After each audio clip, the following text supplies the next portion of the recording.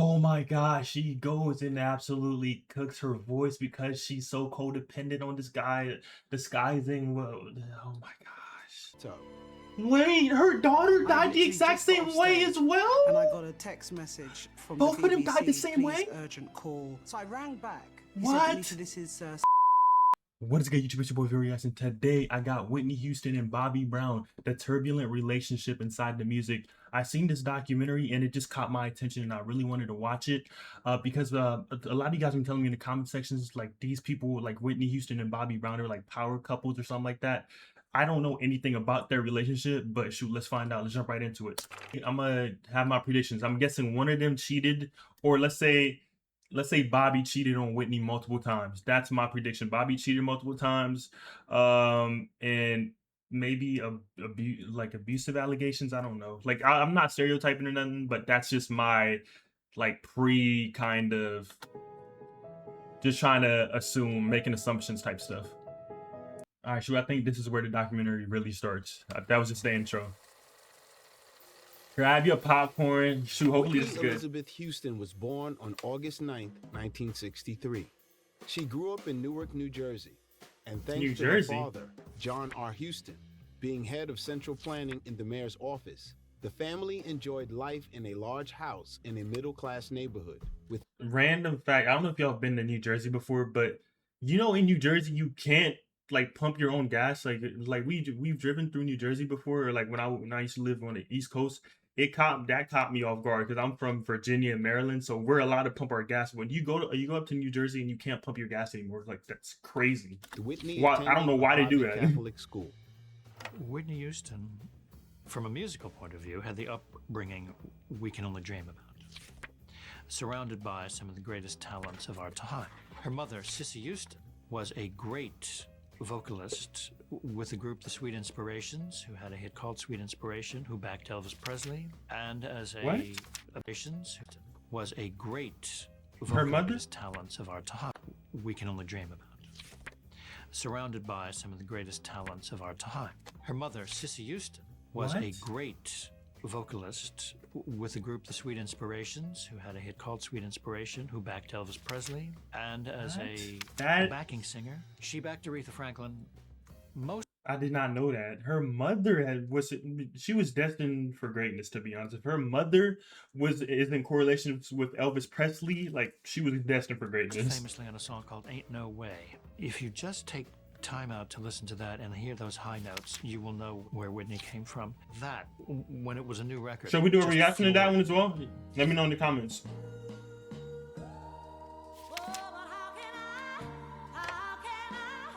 Ooh, I'm gonna do a reaction to that. That sounds crazy.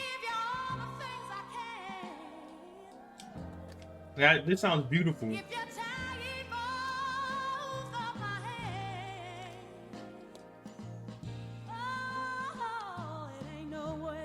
This sounds crazy. This is my type Born of Robert song. Beresford Brown on February 5th, 1969, Bobby Brown grew up in Boston, Massachusetts, the seventh of 8 children.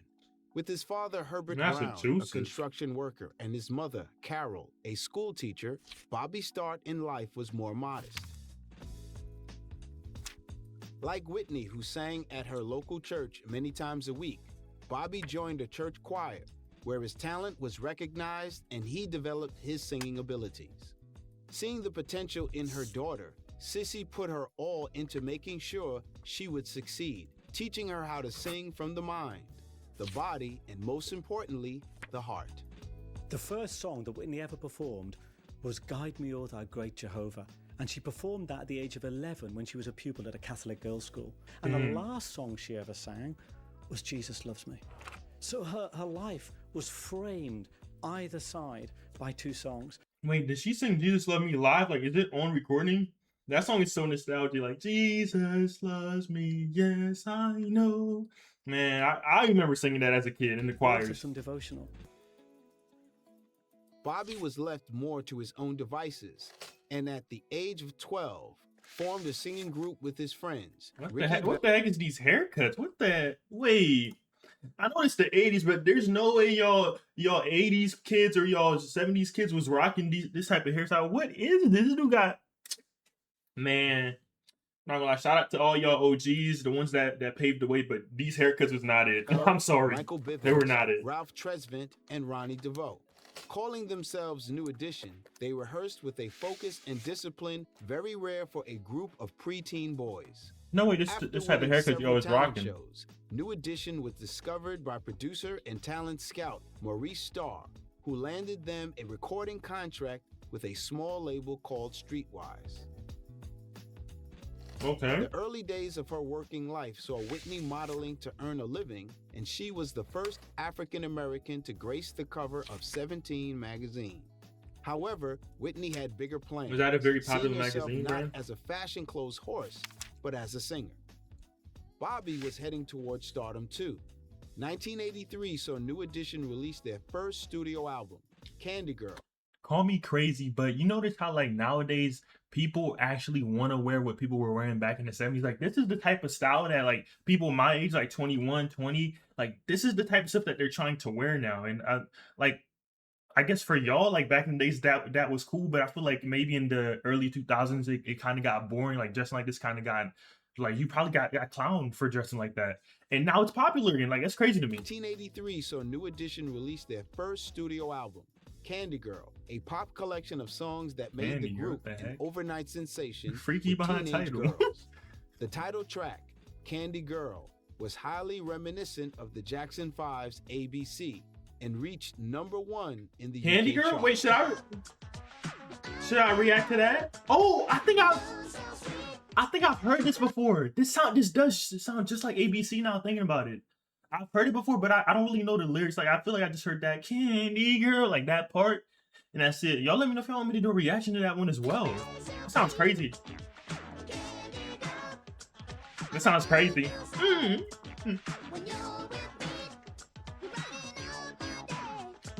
Bro, I'm gonna react to this. F it.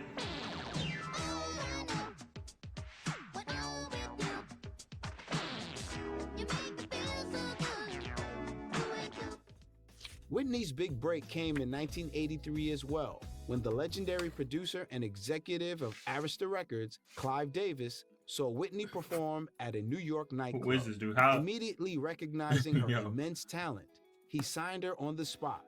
Later that same year, the young singer made her national television debut on the very popular Merv Griffin show. Man, her voice is always gorgeous.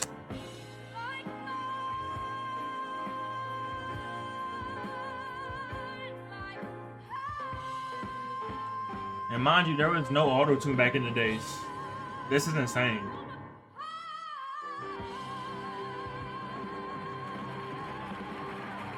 The breath control, the execution, like New Edition were going from strength to strength with their self-titled second album, despite the departure of their manager-producer Maurice Starr, after the group accused him of stealing their earnings from their platinum debut.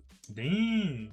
Thanks to more Why you gotta targeted do 'em like promotion that? and music tailored for more of a mainstream audience, New Edition won new fans upon the release of this album. The first two singles, Cool It Now and Mr. Telephone Man, both became top 20 pop hits and reached #1 on the R&B singles chart.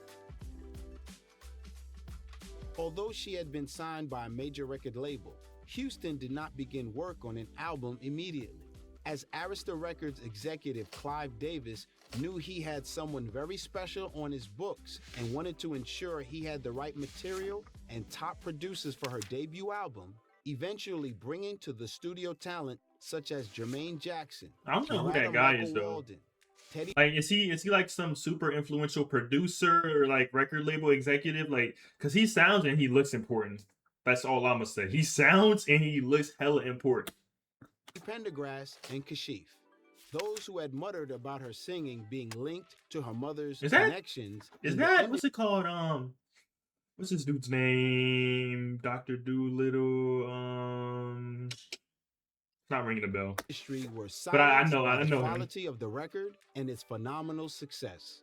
I would What's like to his- think what is that his name? what I have, what's been God given to me, would have gotten me into a That's bothering me. I it's gotta one Google thing search it up now. For having your mom and your cousin being so successful in the business, but it's something that you have to do on your own. You know, you have to establish your own abilities. I mean, it's great to have them as my family, and I'm stupid. It's Eddie Murphy. Like, oh, guys, don't call me a baby, but I'm just stupid. you know, got me a lot of places. But I like to think I could do it on my own. Whitney Houston was a pop producer's dream. Now we're used to manufactured girls, boys coming out who look perfect, and we kind of know that they won't be able to sing very well. Whitney Houston had the face, the body, the charm. Facts. That wayward, she was so charismatic, she filled the room. But the first song that drew my attention to Whitney was Saving All My Love for You. Did I react to this already?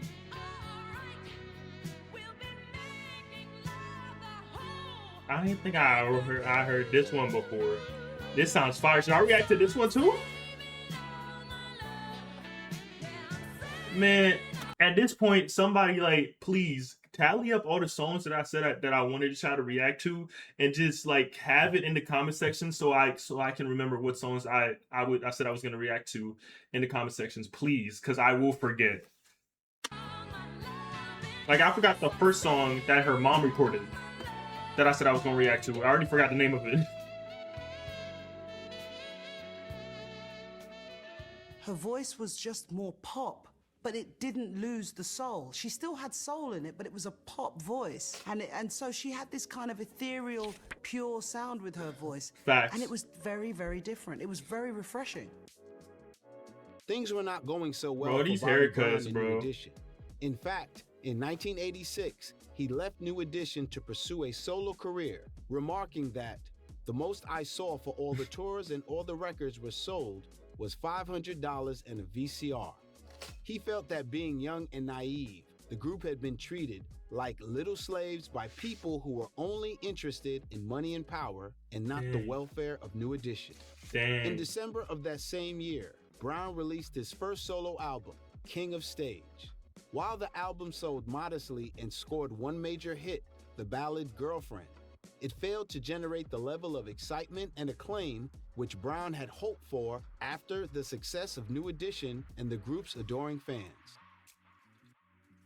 With the new medium of MTV, which arrived in 1981, becoming essential in terms of promoting singles, artists were keen to be featured on the playlist. Early on, MTV was, for the most part, playing specifically white rock bands. Michael Jackson famously was unable to get on MTV for a very long time. How will I know? I think I seen it in the Michael Jackson movie. If y'all watch the Michael Jackson movie, then it's whatever. But if you haven't watched it, skip this part. But in the Michael Jackson movie, there was this part where his Michael Jackson was at the desk. He was like demanding that his record label exec get him on MTV, or he's like, I guess he was leaving his label. I don't know what it was, but that's crazy. Like black people wasn't allowed on MTV at all. Like, that's insane. Which was Whitney's third U.S. single. That is crazy to think. And was really the first time that a young African-American woman was all over MTV. That video was massively successful. It was on constantly. And it really cemented Whitney's presence in mainstream America. I don't understand that. This song is fire. I heard this before.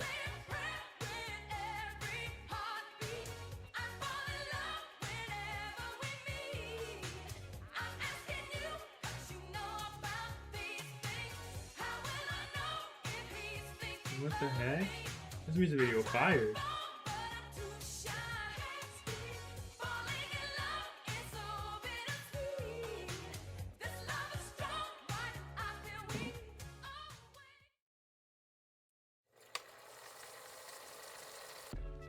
I had a fame.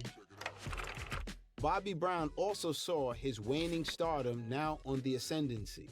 Seeking to reinvent himself as an adult artist, Brown spent the next 2 years working closely with the acclaimed R&B songwriters and producers Teddy Riley, L.A. Reid, and Babyface. The result of their collaboration, Babyface is crazy. released in Crazy, the summer man. of 1988, was a radically new R&B album called Don't Be Cruel that took the music world by storm. selling 7 million copies and becoming the best-selling album of the year. Brown's high-powered, sexually charged music and live performances earned Wait, was Bobby Brown a freak? Sexually powered music? What they mean by this? Was he a freak? high-powered, sexually charged music and live performances earned him comparisons to his childhood idol, Michael Jackson. Man, everybody. Michael the GOAT. 5 top 10 Michael is your favorite artist's favorite artist. Like, facts. hits on the Billboard Hot 100, including the #1 single that was penned by Brown. At this point, Whitney was a dazzling award winner too, with American Music Awards, Man, she's so Grammys, and an She's so MTV beautiful. I got a Video girlfriend, but Music she's so Award in her beautiful. Oh trophy my cabinet. gosh. Following her breakthrough, doors were Like, she opened looks for stunning, other like- African-American women, such as Janet Jackson and Anita Baker, to find deserved success for their music. Baby, if you're watching this, this is only strictly content, strictly business. The challenge for Whitney now was to follow up her first album, and she did this with style in 1987 with her second, simply titled Whitney, which debuted at #1 on the Billboard chart, the first Oh my album by a gosh. female artist to do so. But with What? I Wanna Dance with Somebody, Wait, that was the first album by a female artist to go #1? Wait, what? And she did this with challenge for Whitney now was to follow up her first album, and she did this with style in 1987 with her second, simply titled Whitney, which debuted at #1 on the Billboard chart, the first album What? by a female artist to do so. but with I Wanna Dance She with put Somebody, females on this the was map. a new Whitney Houston. This was a pop singer. I remember the video well. It was on MTV all the time. No small feat. She was the first black female to be on MTV pretty much Actually, constantly. I'm not gonna lie. I don't mean to be that guy. And I know that's probably her just trying to enunciate, but I actually say it like that. Block. Like, She was the is it just me? It was on MTV all the time. No small feat. She was the first black female to be I'm on glazing. MTV It's pretty because much she is probably a constantly. foreigner. It really was a defining moment in the 1980s, full of optimism, neon colors, and a lot of positivity. Whitney Houston in that song did more than just do a great performance. She kind of summed up a decade. She made this song too? This song is so popular even nowadays. What the heck? Whitney might be up there for who is the greatest female artist of all time? 'Cause I know Michael Jackson is very, very well known as like king of pop. Like probably him and Elvis are probably considered like the greatest what's it called male artists of all time, and it's kind of like whatever you prefer. Yeah, obviously if you're a middle-aged white guy and you grew up on Elvis, you're gonna love Elvis. If you're just like a younger person, you're born in the 70s, I feel like you're gonna love Michael Jackson no matter what race you are. Like, but I can see the argument for both. But for the females, who's the GOAT? Is it Taylor Swift? Because I know she's very popular. Or would y'all say it's Whitney? What's her name? There's this other one. There's this other lady. She's from Jamaica.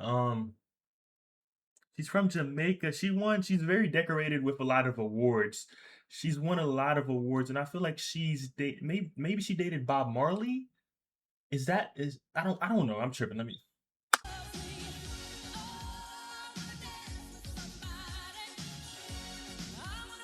Dang, who is that?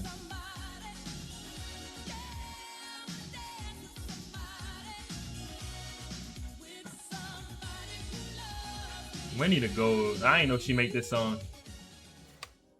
With the first 4 singles from the album all peaking at #1, a continuation of her previous 3 #1 singles, Whitney became the only artist ever to have 7 consecutive chart toppers, surpassing records previously set by the legendary Beatles and the Bee Gees. What? She was America's sweetheart who sang like an angel and campaigned against apartheid. Seemingly, Bobby Brown had it all too at last. The chart-topping records, the fame and adulation, yet success led to temptation and, just as Brown reached the height of his popularity in the late 1980s, his personal life began to 1980s? spiral out of control. Wait, 1980s was peak Bobby Brown popularity? What the heck? Bro. Towards the latter stages of his tour, he invited criticism from his suggestive and crude acts and tabloid Ooh, wait. He kind of looked like Tyler the Creator. Am I tripping? if y'all know who Tyler the Creator is, he looks just like him. newspapers and magazines were quick to report on Brown's hard partying lifestyle.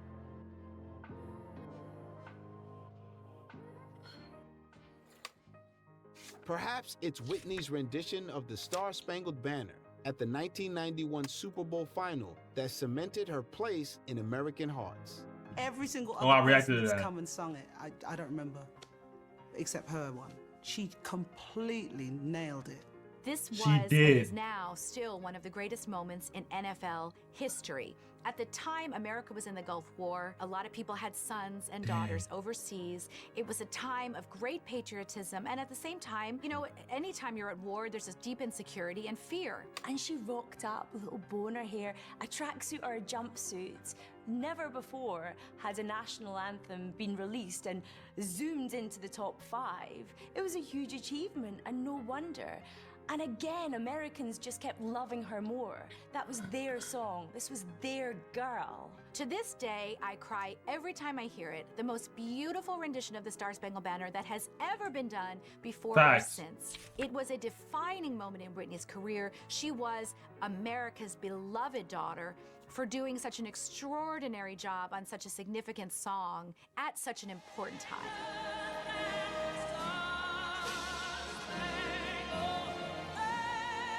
Bro, her voice is so beautiful.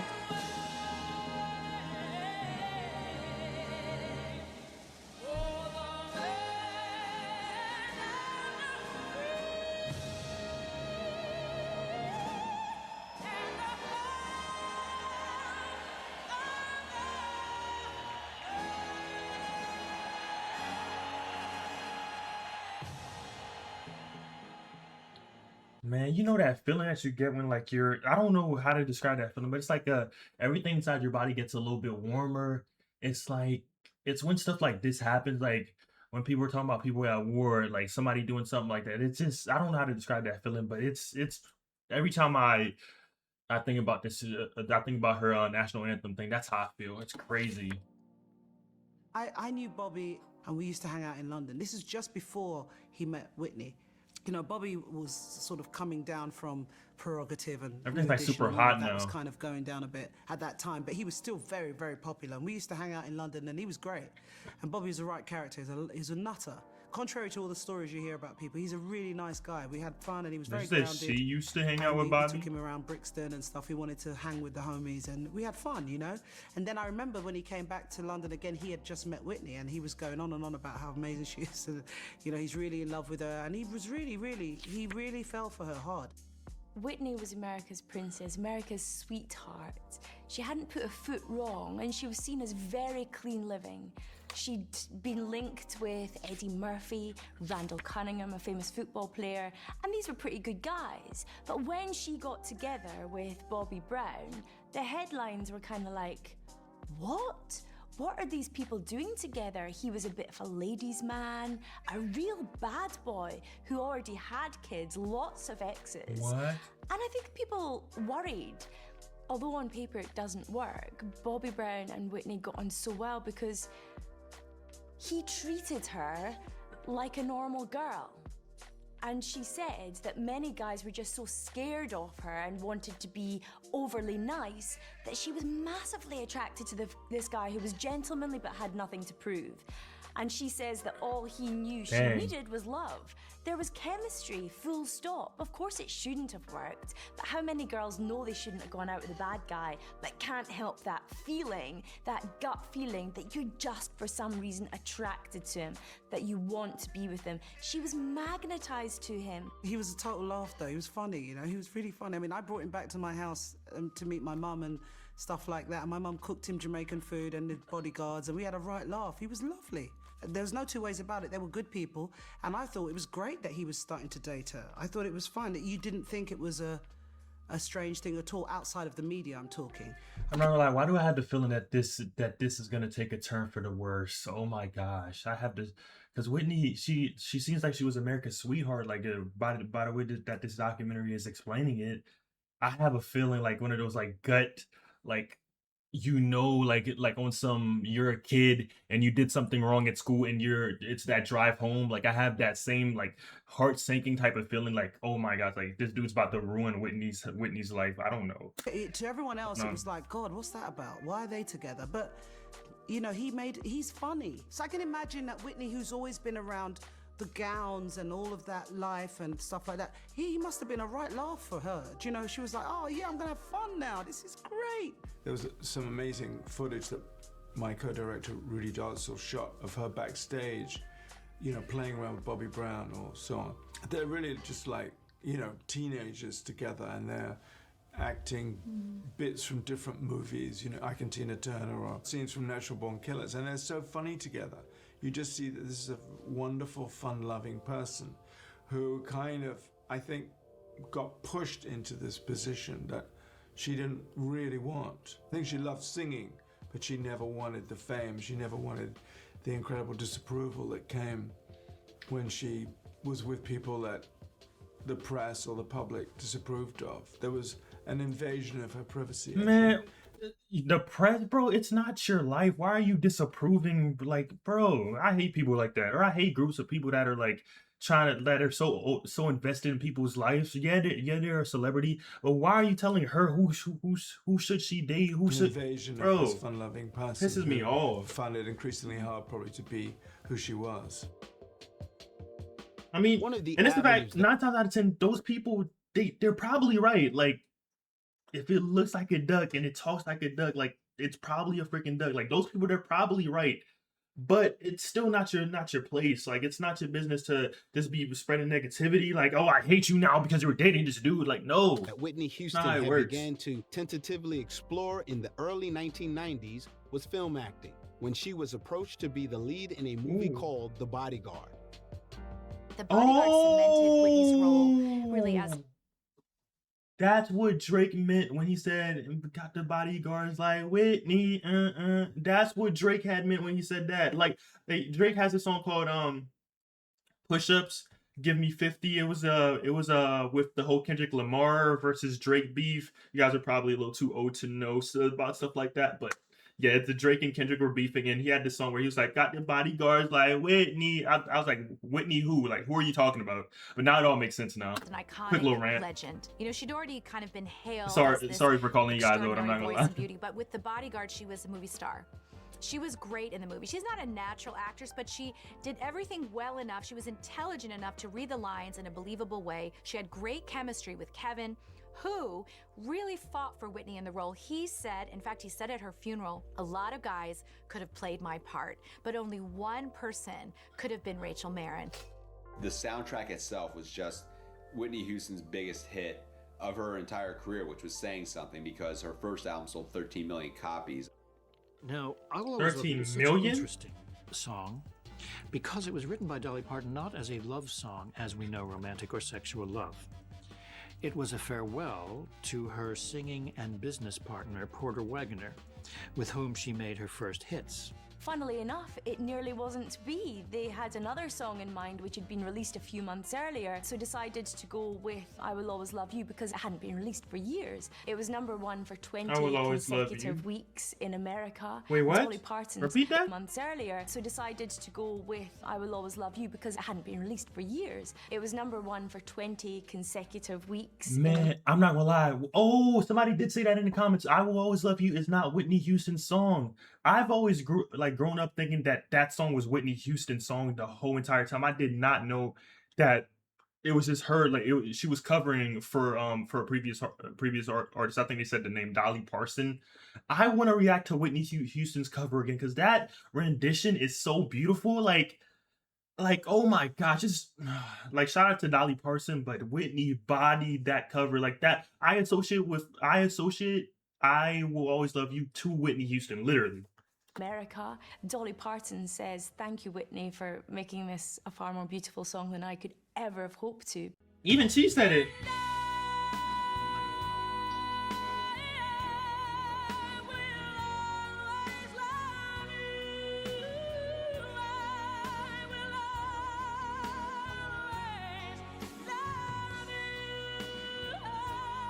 This is crazy.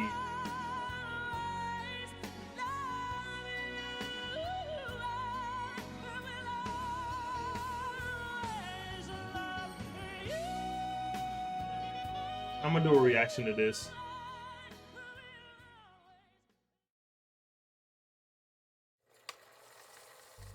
And she was just gifted the most beautiful voice known to man, bro. That is like, I'm not even jealous, but that's led crazy. to Whitney becoming even more adored by the public. Voice This, is however, angelic. was not conducive to a happy marriage. Wait, what? The film's success led to Whitney becoming even more adored by the public. Wait, question. It was I Will Always Love You. Was that a cover inside the movie Bodyguard? Cause what? This, however, was not conducive to a happy marriage. Although Bobby was still making relatively successful records and winning awards, but could not come close to the kind of fame and adulation his wife was experiencing, alcohol and drugs were Bobby's crutch. But the abuse of these substances led to multiple arrests involving violence and an incident never reported to police when Brown was kidnapped by a New York gang over a drug debt and Whitney Houston paid a reported $400,000 ransom. What? With ego knocked by being called Mr. Houston. You get kidnapped and $400,000 and your wife had to pay for it? Bro. Bobby was obviously jealous, but could not admit to this gnawing emotion. You know, in Whitney's very gut-wrenching interview with Oprah Winfrey, she talks about the fact that there's something that happens to a man when a woman has so much more fame than he does. You know, she said that she used to tell people, don't call me Whitney Houston, I'm Mrs. Brown, to try and make him feel more comfortable. I guess you could really view it as Wait, they started calling him Mr. Houston? That is kind of disrespectful. I'm not gonna lie. I am not. And I've told my girlfriend this, like, I don't care if you make more money than me, but I'm a firm believer in Christ. So I feel like just with my humbleness, I wouldn't really care if my girl was more famous than me. But when people are testing you and people are antagonizing you every day, calling you Mr. Houston, that's like maybe you do start feeling this type of way, like, oh my gosh, like why am I always getting called Mr. Houston? Like, I'm literally the husband, I married her. Like, I don't know. I'd probably have to be in that position to know how I would feel and how I would act. But that is crazy. Modern day cautionary tale. I mean, even before the reality show, there was all sorts of rumors of domestic violence, drug abuse. Domestic violence on Whitney? Started showing up late for performances. She would cancel interviews, cancel concerts, show up hours late. It was just, for our times, possibly the most tumultuous marriage that stayed together in pop culture. And the more it became impossible for her to be herself, I think she retreated more and more into her own little private thing, which was drugs. She had all sorts of problems with addiction, and so did he. And they both had, very troubled upbringings, and they both, to a greater or lesser degree, had issues around self-esteem. Neither of them were really strong or indeed very powerful or indeed very congruent people who were easy with themselves.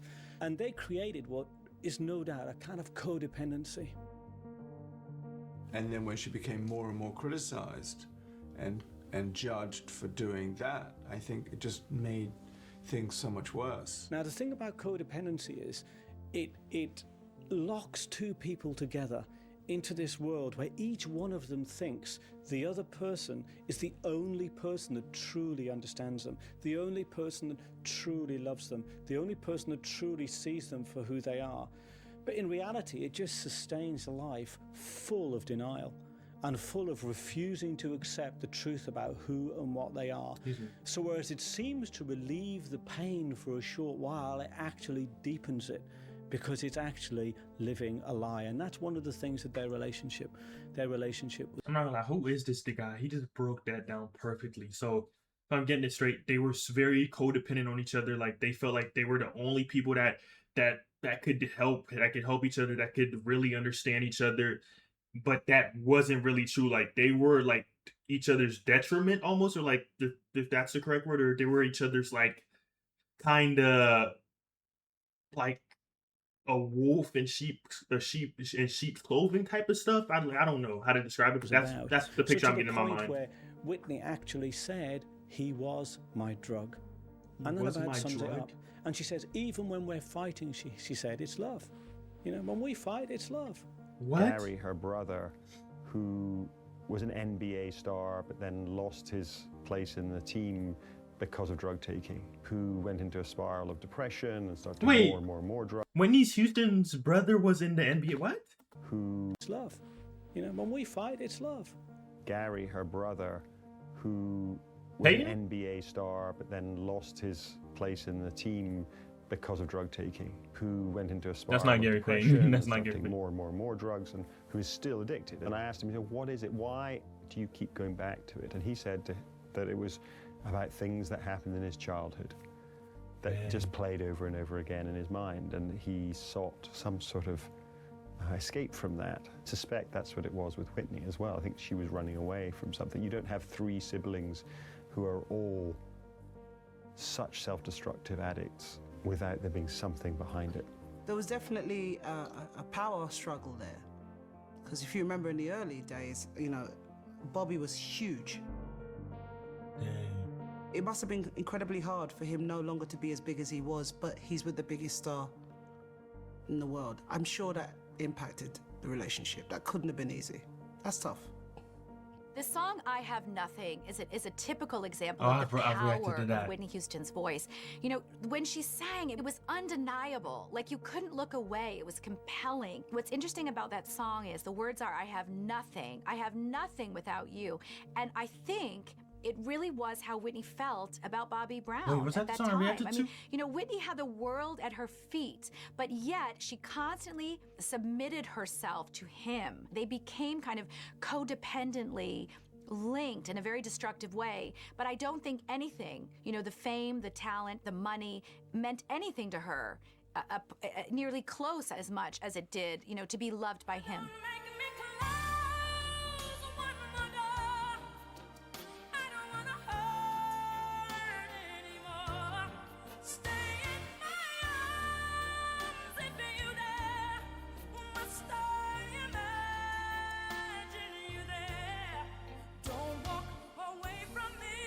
I don't know if I reacted to this or not.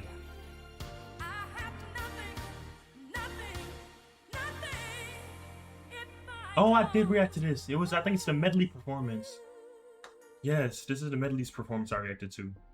Despite their problems, the couple brought a new life into the world when their daughter, Bobby Christina, was born on March 13th, 1993. She still looks so young here. Having a baby, you know, I'm looking forward to that.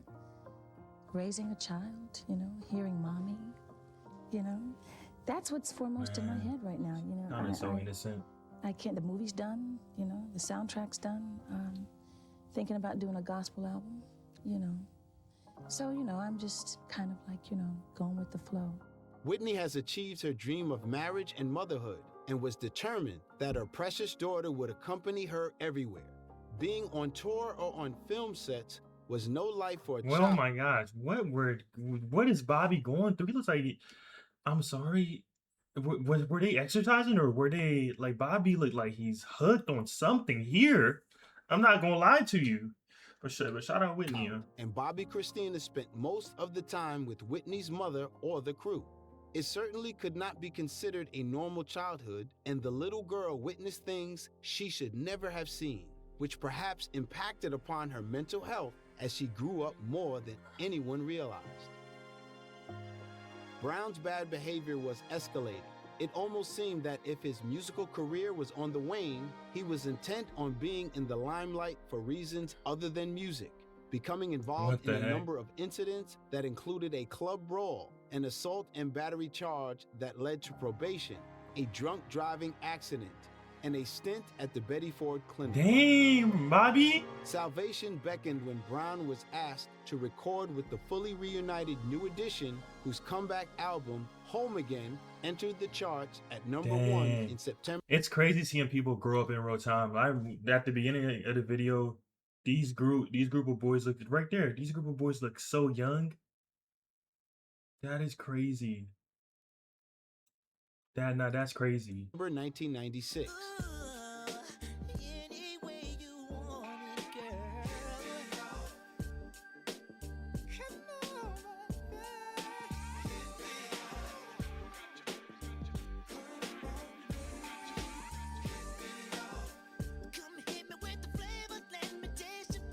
He sounds like Michael Jackson.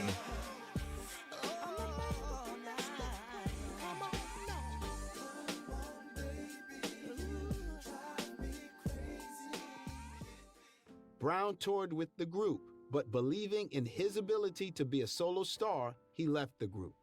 On a high from the success with New Edition, Brown released his fourth solo album, Forever, in 1997.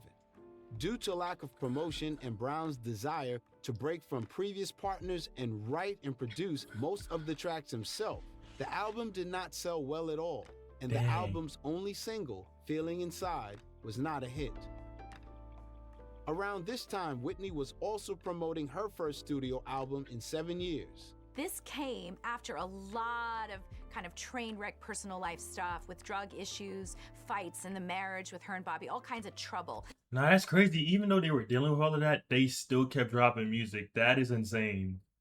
She came out of that recording this album. Originally, it was going to be a greatest hits album with a couple of new songs. But actually, once they got in the studio, she had great collaborators on this, including Missy Elliott, some great songs. It turned into an album all by itself. Missy Elliott, she's also a very well-known rap artist in the 80s. I remember she had this song, it's this crazy behind song.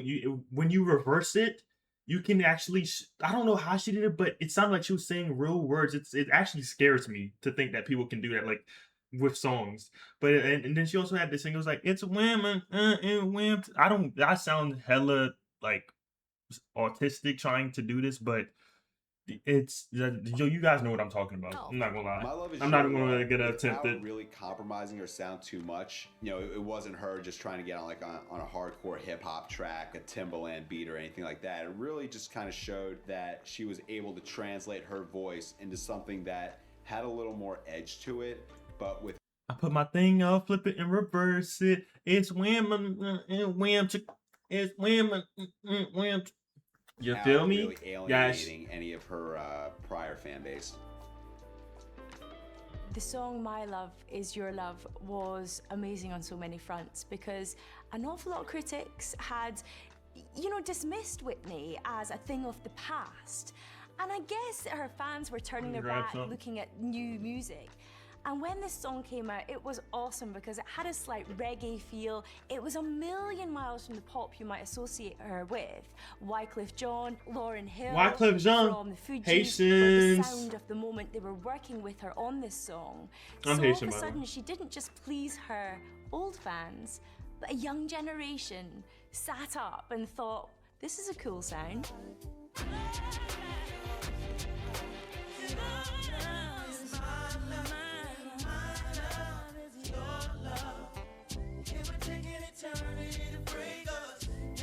It sounds beautiful.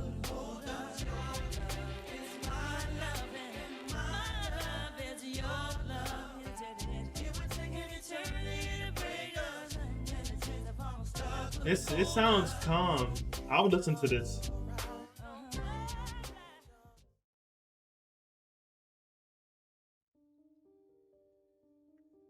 Fall from Grace. Oh my gosh, my heart's dropping. Having been perceived by the record-buying public as a good girl with a perfect image in the 1980s and early 1990s, Whitney's behavior had changed dramatically by the end of the decade. Even though Whitney had had critical and commercial success with her latest album, the foundations underpinning her success had begun to crumble. Rumors had started to circulate about Whitney's sexual orientation back in the 1980s after moving in with her school friend, Robin Crawford. Widely known in show business that Whitney and Robin were together. And this was not some kind of scandalous pickup. They'd known each other from high school. They were best friends, all the way through adolescence, and there were all kinds of rumors about a relationship between Whitney and She was a Robin. In fact, lesbian? Robin was actually working for Whitney for a time. She was like an assistant and they were together. Bobby alluded to this himself when he looked back on the marriage, kind of implying that one of the reasons Whitney married him was to combat these lesbian rumors, because it wouldn't do at that time for America's sweetheart to be gay. Most of the rumors in Whitney Houston's What? case have been confirmed by very close sources, such as her bodyguard, What? family members. I mean, as hard as it was for Whitney Houston to be a black woman, you know, taking American mainstream by storm, imagine if she was a black lesbian woman. It's certainly Oh no! at that time. If you a black lesbian woman, you're cooked. You're done. You telling me this was the 80s? This was the 70s? This was the same era where you have to literally practically get down on your hands and knees to get put on MTV? What? If you're gay, you're cooked. What? Nah, Particularly, no it would have joke. been very difficult, if not impossible, to win over, you know, the very reactionary middle America. So if you were saying, like Whitney Middle. did, that I am a Mhm. good girl, I'm an honest girl, I'm an all-American girl, I am who I say I am, I'm a heterosexual girl, when you're saying all those things to the world and the truth might be slightly different, that creates all kinds of problems, particularly when you have a religious upbringing like she did, because what it means is she's not just being dishonest to other people and dishonest to herself, she's also being dishonest to God. And you know, there have been theories about Whitney's drug use, including, you know, some gay activists who have said that if Whitney had been allowed to live as a lesbian woman, she wouldn't have had all these drug demons. This was probably the most positive relationship in her life. Robin was like the guardian angel. Whether she was gay or not is the secondary question. Yes, I think they had a romantic life together, but, you know, there was a kind of witch hunt, which is like... Wait, I'm curious. So are they saying that this Robin girl and Whitney, like they were together, like they were still full-on lesbian couples as Whitney was married to Bobby? Or is this like before Bobby, she kind of messed around with Robin? Like what? I'm confused now. Cause let me find out. It was like one of those relationships where the guy's dating her, but she's secretly cheating with him. Like that's crazy. You know, who has the right to harass somebody in that way? And she had to put up with all that stuff. I think it only makes what happened in her death and her addiction and her marriage that much more sad. Unfortunately, the power struggle between Robin and Bobby intensified, resulting in an ultimatum. Robin and Bobby. Knowing that Bobby was a seriously bad influence on Whitney and that their behavior and practices would destroy her, Robin gave her friend a choice. It's going to be me or Bobby. When Whitney replied, "Tell her I accept her resignation," they did not speak for years, and her ally was gone from her life when arguably she needed her most. You know, Bobby Brown said if Robin had been around at the end of her life, she'd probably still be with us. You know, the American public felt they owned her. And how dare she have a relationship with a woman? How dare she have a relationship with Bobby Brown? It was like... I'm not gonna lie, guys. Like obviously you guys know know what I believe in. Like I'm Christian. Like I told y'all this before earlier. But I believe obviously I might not agree with you spiritually, or I don't think what you're doing is good spiritually, but I'm never gonna go out of my way to like try to I'm just gonna spread the gospel. I'm gonna do what God called me here to do, spread the gospel, give you good verses. I'm not gonna be like, no, like I want you to stop being gay. Now we have free will at the end of the day. Like if you wanna go date a girl, you can go do that. It's your free will, but you gotta deal with the consequences afterwards, and you gotta know what the consequences is. And I'm just gonna tell you the consequences, but I'm never gonna try to force you to do something that you didn't want to do. No, that's how I feel about it personally. It was like she didn't have control of her life anymore. And, you know, I think that was obviously outrageous. Without Robin's stabilizing voice of reason and following a self-destructive path of drug codependency with her husband, Whitney had become increasingly unreliable, canceling 5 shows during her 1999 tour, including a sold-out arena event in her hometown of Newark, just 15 minutes before showtime. Jeopardizing her career, she arrived late for photo shoots and was reportedly fired from a planned Oscar ceremony appearance due to a poor rehearsal performance. The speculation was that her drug use was causing her voice to suffer. What was astonishing and heartbreaking was to listen to her voice because it had gone. In part, she sounded like she was really struggling to speak. It was sore. And of course, we know now that it was because she smoked crack cocaine.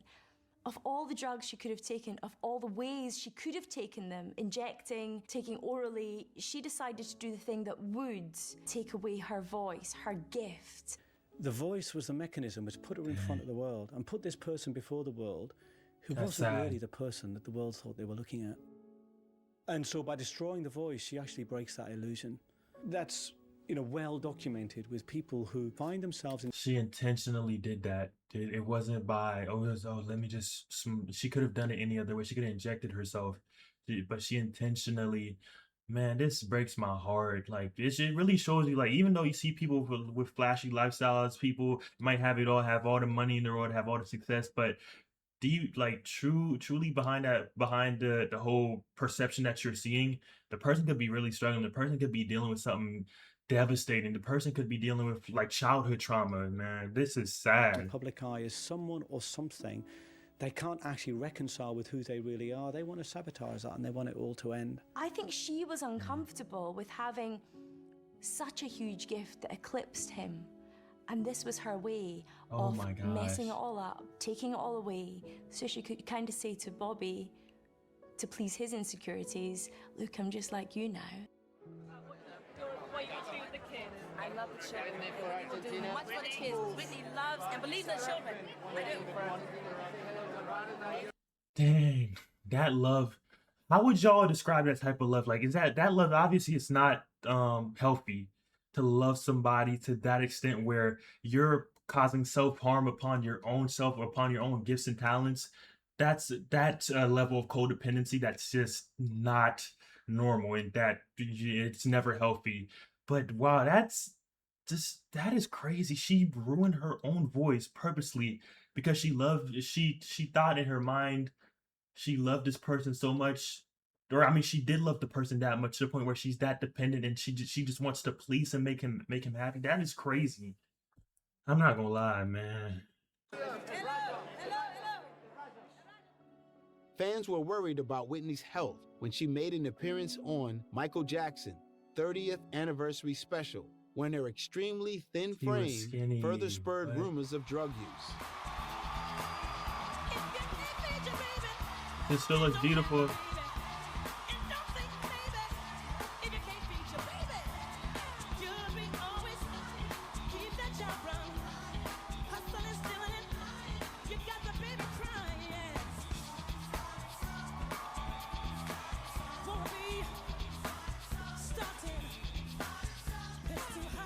Man, I don't know if she's purposely doing that with her voice, but I for sure could see to tell the difference. She still sounds good, obviously, but this is you can tell the difference. Oh my gosh, this breaks my heart. This breaks my heart. Although her publicist claimed that Whitney has been under stress. Oh my due gosh, to look how thin she is. Dang. Bro, this breaks my heart, bruh. family matters, and when she is under stress, she doesn't eat. Surprisingly, these family matters was hitting at the fact that Whitney's father, John, had been stealing huge sums of money from her. After the breakdown of her association with Robin own Crawford, dad. Whitney's father gained full control over managing her career and business affairs. And I think at a certain point she just wanted to stop. But her family and this entourage who were living off her, apparently she was supporting over 50 people, buying their cars, their houses, sending their kids to school, paying their medical bills, which in America is something. So there was a massive pressure on her. She still had to Shortly keep after making money. finding out about her father's disloyalty, she gave an arrestingly honest TV interview with Diane Sawyer. The Diane Sawyer interview was absolutely astonishing. You had Whitney come in, sit down very regally, as you'd expect, trying to keep herself together, and you thought, okay, maybe she's all right here. When Diane Sawyer went for the jugular and asked her the tricky questions, as a good journalist should, did you take crack? She was, you could tell, very angry and trying to suppress that. It's not just thin. No, what is it? Diane, tell me. Do you know? It's scary, Thin. What? Whitney dying. Crack rehab fails. First of all, let's get one thing straight. Crack is cheap. I make too much money to ever smoke crack. Let's get that straight, okay? We don't do crack. We don't do that. Crack is whack. And she came across as very disjointed, she's jumpy. lying. If she hadn't taken anything, any drugs then she certainly had quite recently before, as later came to be the truth. But she was very emotional and fragile, and Yeah. it's hard to... You can tell by the way how the previous question that the Diane person had asked her, she was so calm and collected, like super soft voice. And then as soon as you get to the crack question, like, first of all, like, she like you. That's obviously that's not what she said. She sounds more soft, but you can tell the noticeable difference from it for sure. to watch, because now we know just how much of a lie she was living.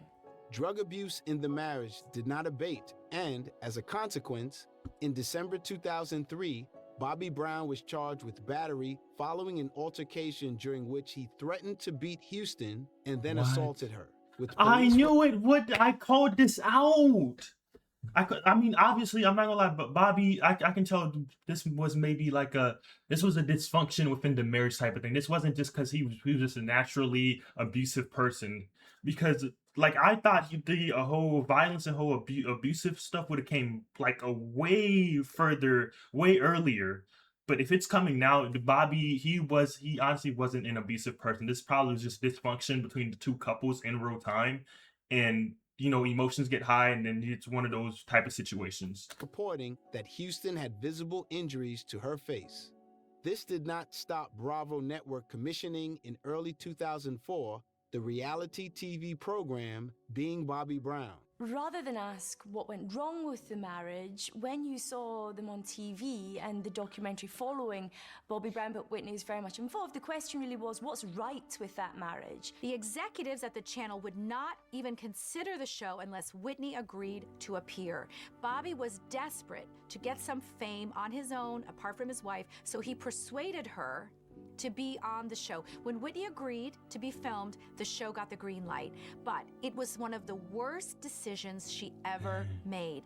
For the rest of, film history, we can watch these scenes of a deteriorating Whitney talking about bowel movements, talking about being drunk, clearly under the influence of all kinds of drugs. If I don't have it, I'm not the man. You're friggin' hallucinating. I want things. I like things. I am things. This I love cars and I don't need I love money. cars and watches. I don't need cars. I have love. This is You not. could see him trying to Dang. drag his power I back don't. from Whitney. I don't like seeing people in that type of light. Oh my gosh, I do not like seeing people in that type of light whatsoever. Like when he said What? one day, you could see him trying to drag his power back from Whitney. Like when he said one day when she came into the room, Jack be nimble, Jack be quick, bring that ass in here quick, and I'm going to show you what I'm going to do with it. And that's a man who's trying to sit down and say, don't think she's the boss, I am. It is train wreck television. Oh You my would see gosh. Bobby Brown just, delusions of grandeur, ego out of control, drinking during the day, and Whitney Houston during the same. It broke me in two because I know that something must have just gone wrong there. Legends, they but weren't like that legends in the turning early into rich 90s. junkies. Okay, when you saw the two of them together and they were out, it was fun. A man like Bobby Brown doesn't want to be Mr. Houston. He wants his wife to be Mrs. Brown. And because that could never happen, the implications for their marriage... And then she goes and ruins her voice for this guy. Oh my gosh. Oh my gosh. She goes and absolutely cooks her voice because she's so codependent on this guy disguising. Oh my gosh. Now, I'm not saying Bobby Brown's in the wrong, but because they're both in the wrong, but she goes and ruins her voice. Sorry. Oh my gosh. was severe and damaging. So sometimes two energies come together and they can destroy each other. It's not about blame. You can't blame anyone. It's not blaming. Sometimes yeah. two people are toxic together. Sometimes that can happen. And I think that's what happened there. And it's sad. She did it for her husband, This is she did it what I to think. help him, and it was very typical of their relationship that everything she did to help him just brought her down. picture with you? No. No. Ma'am, I'm eating. You see me eating? Sorry. Yeah. She's pissed. I'll take a picture with you. She's jealous. It's all right. She's a sister. I don't want to mess with. See, I don't understand. See, me, I got into the business for people. But not my wife, man. She got into it to sing. So, you want a picture with me? Cool. You want a picture with her? I doubt it. Eventually, the couple filed for divorce in September 2006. You filming? Don't do that. Uh-oh. Damn. Damn. You can just see the dysfunction. Better get makeup. I just want a real life. Lord, I just want to be a real person. Praise God.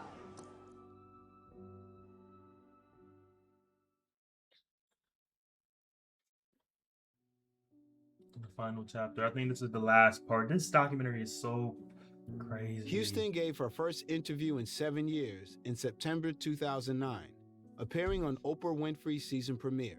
The interview was billed as the most anticipated music interview of the decade. Houston detailed the issues and breakdown of the marriage and told Winfrey that Brown had been abusive during their marriage and had spat on her on one occasion. What? So when we got back to the house, Vince gonna hate I said, but he spit on me. He used to spit on me. He actually spit on me. What? And my daughter was coming down the stairs and she saw it. And that was pretty intense. How did you feel? I was horrified. He spit on me in my face. After the divorce was finalized, Houston... I take everything I said back. He was the guy that I thought he was. It's the fact because Whitney. I'm kind of. I didn't process it earlier, but it's because Whitney. If Whitney would go out of her way to ruin her voice for this dude because she loved this dude so much, it would go do a show that she didn't want to do. Of course, she's not gonna be like, oh, he abused me, he smacked me a couple of times, like. But let's be honest, he probably was abusive from like a good. When the dysfunction started, he probably was getting a little abusive. Whitney was just probably hiding it. Custody of Bobby Christina. Neglected as a child, she was very unhappy. Although Whitney tried very hard to always have her daughter by her side, ironically, that was the worst thing for an impressionable and vulnerable young person. And let's spare a thought for Bobby Christina. This is a girl who's grown up with parents, both of whom is Bobby are Christina addicts. still alive? This is a child whose role models, parental role models, are models of denial, models of addiction. She passed and away models too? What? Bobby Christina was an American singer, actress, reality TV personality, born to singer Whitney Houston and Bobby Brown. She was the sole heir to the mother's estate after Houston's death in 2012. Brown appeared on the... Brown's death was rude, a combination of drowning. Brown's death was rude, a combination of drowning and drugging. What? What the heck? What the actual... Oh my gosh. People who are living lives which are destructive and She addictive. died at the age of 1993. She died at the age of how? 1993 to 2015. Oh my gosh, she died at the age of 22. Oh my gosh, bro. This story can't keep getting worse. Like what else is there gonna be? Whitney is The drowning? I thought Whitney Houston was the one that died to drowning. How did Whitney Houston die? Wait, is it gonna cover it here? Oh, it's gonna cover it. It's gonna cover it. Okay, good. Partied with Bobby Christina as if they were this buddy to do drugs with. Wait, what? And addictive. In later years, Whitney is alleged to have partied with Bobby Christina as if they were this buddy to do drugs with. Determined to be free of her addictions and become the mother figure for her daughter that she had always wanted to be, Whitney entered a 14-week drug rehabilitation program. Unable to complete this rehab due to a surprising lack of funds, Whitney decided that to save herself and her daughter, her only course of action was to record new music and go on tour. With her inner circle advising against this, Whitney felt there was no other option at this point and so released a new album, I Look to You, in August 2009. I think at that point, her public life, the idea of Whitney Houston as, a drug casualty, as a reality TV casualty, really overshadowed her music career. And I Look to You, it kind of came and went. At that point, Whitney Houston kind of ceased to be a pop singer. Whitney's infamous 2010 comeback tour, which was around Europe and the UK, drew a lot of fans who were ultimately very disappointed with what they heard. Almost universally, the tour was ravaged by fans and critics alike. Whitney was erratic, her voice was totally not on form, and all kinds of videos leaked on YouTube about her forgetting words, forgetting what she was supposed to say, and seemingly intoxicated. What? The world really saw it up close when she performed on the UK show The X Factor. Her dress was literally coming down on stage, and she didn't notice.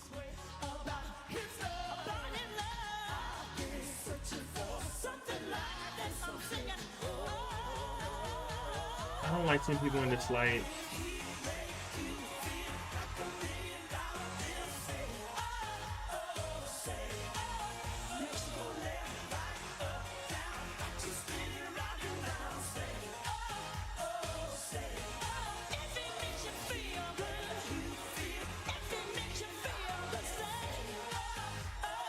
Her voice is still, not like her voice is still better than 99% of the world, even after all of this.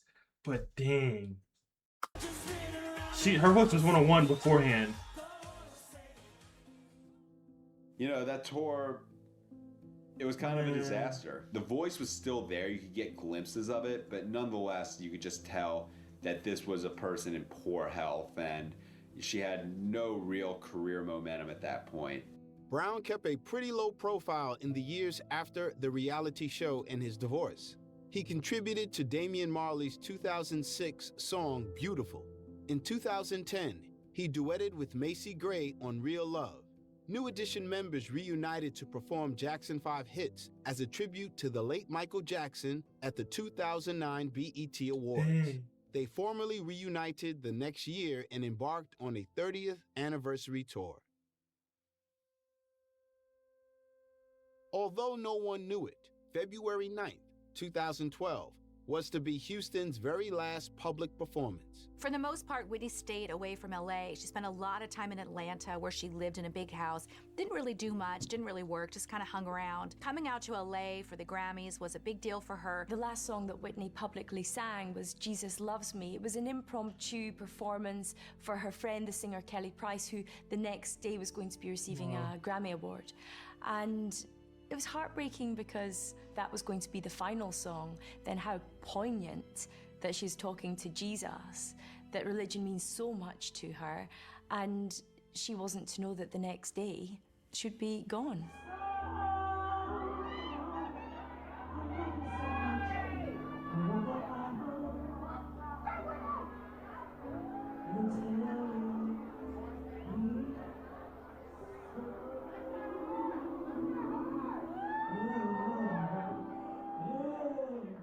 Tragically, 2 days later, on February 11th, Houston was found unconscious in Suite 434 at the Beverly Hilton Hotel, submerged in the bathtub.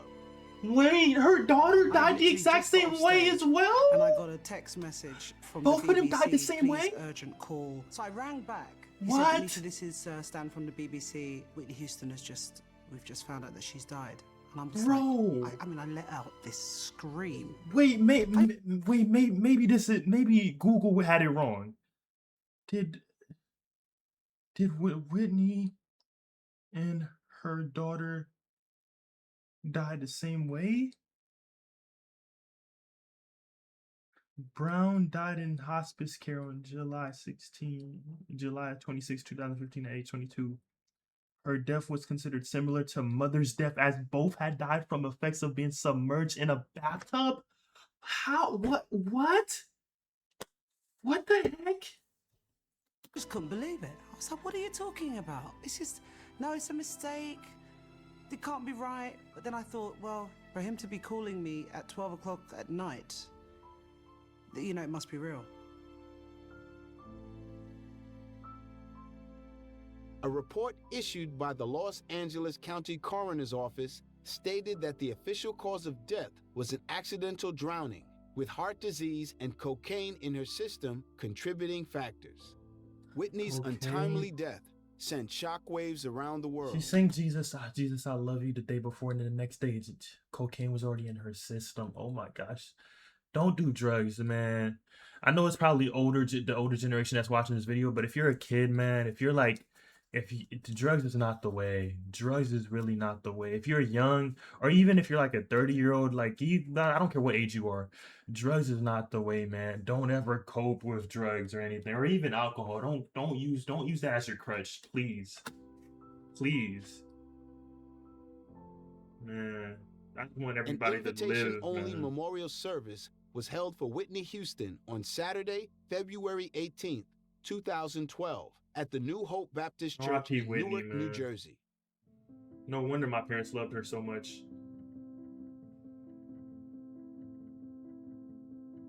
Bobby Brown's behaviour at the funeral was nothing short of odd and disrespectful in many ways. Many would say that they wouldn't have expected him even to be invited. It is no secret that Whitney's family despises him and to a great degree blame a lot of Whitney's problems with substance abuse on her marriage and her relationship to Bobby. However, Whitney's family went on the record and said no, he is invited to the funeral, and Bobby was invited to bring 2 guests along with him.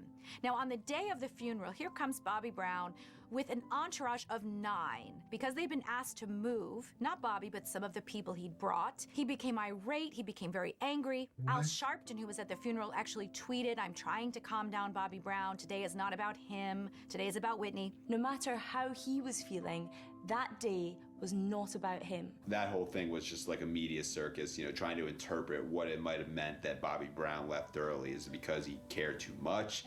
Is it because he doesn't care enough?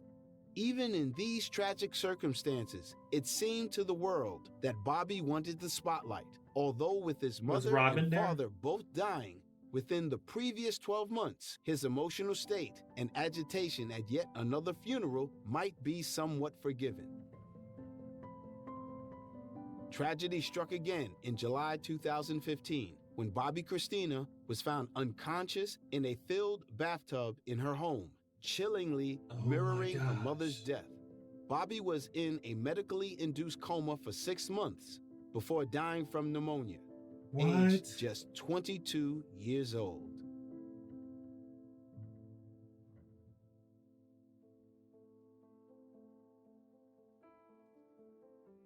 Man, this story... There'll never be another Whitney. There's only one Whitney Houston, and there'll never be another one. I think she was a real... She's one of a one. real survivor.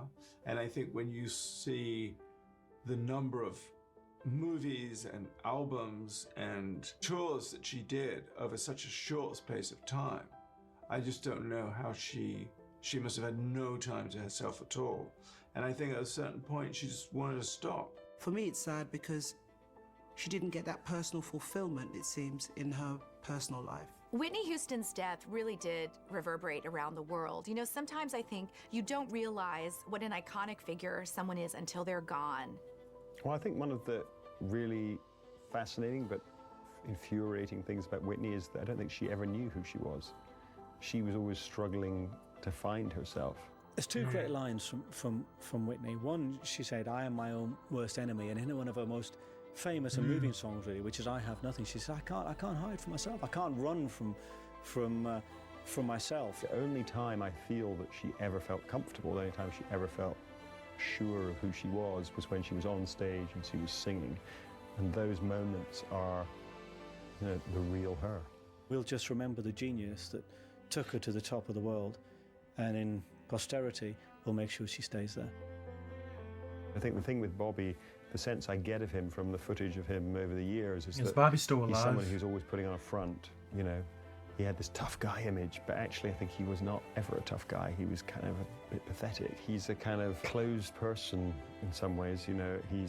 I don't think he's reached the stage of his life where he's ready to open up and to talk. Bobby is still openly about alive. this. What the Maybe he heck? never will reach that stage. Sometimes people not answering and seeing how they don't answer a question is almost more revealing than actually And that's like, no offense, like, when I say he's still alive, what the heck? I'm not saying like he should die. I would never wish death on anybody. I'm just saying like, dang, like this story, like I was all practically almost expecting him to have like a RIP sign next to him as well.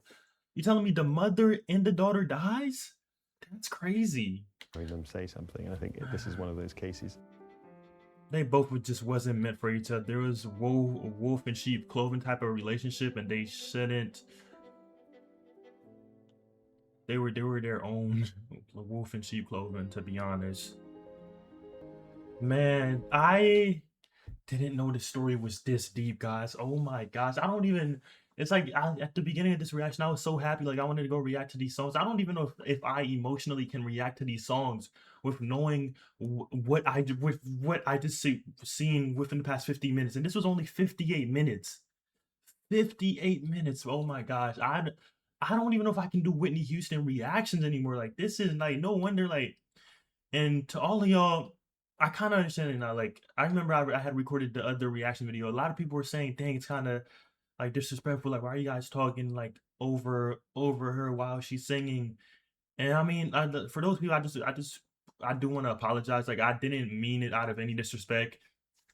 Me and my girlfriend talking, we didn't mean it out of any disrespect. We were simply just like younger people trying to understand like what was super special about Whitney Houston, because I know she was special. But now I kind of understand why you guys take it to heart a little bit when stuff like that does happen, because her, man, she was a legend. And just for all of this to happen to her, it happened to her daughter, and just the way it played out, man, it makes me sad. I don't even know if I want to react to more Whitney Houston stuff. Man, I don't know. I might need to take a little break. I don't know how I'm gonna feel tomorrow, because I was supposed to do another reaction to her, but I don't know, man. But either way, y'all let me know what else you want me to react to. I'll see y'all in the next video. Peace.